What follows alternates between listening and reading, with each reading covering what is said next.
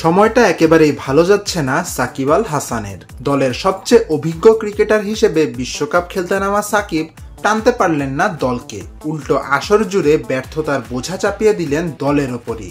তাতে ব্যর্থ হলো দলও। সুপার 8-এ বাংলাদেশ জায়গা করে নিলেও জয় পায়নি একটি ম্যাচেও।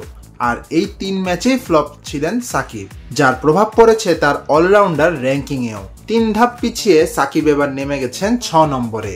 আইসিসির সাপ্তাহিক র্যাঙ্কিং হাল লাগাতে দেখা গেছে এই চিত্র।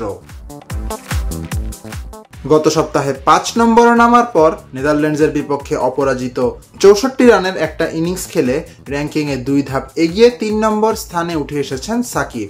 এবার ফের পিছিয়ে পড়লেন তিনি, যা এ যাবৎকালের সাকিবের সবচেয়ে বাজে র্যাঙ্কিং। সুপার 8-এর সবশেষ 3 ম্যাচে সাকিব করেছেন মাত্র 19 রান।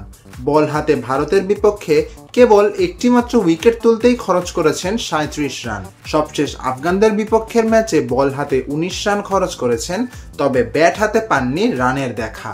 গোল্ডেন ডাকের লজ্জায় ডুবেছেন, যার প্রভাবটাই এবার পড়ল তার র্যাঙ্কিংয়ে। সাকিবের বর্তমান রেটিং 206। এ তালিকায় শীর্ষে উঠেছেন ওয়ানিন্দু হাসারাঙ্গা, তার পয়েন্ট 222। 3 ধাপ অবনতি হয়েছে মার্কাস স্টয়নিসের, 4 ধাপ এগিয়েছেন হার্দিক পান্ডিয়া। সামিন মোহাম্মদ আনান, স্পোর্টস বাংলা।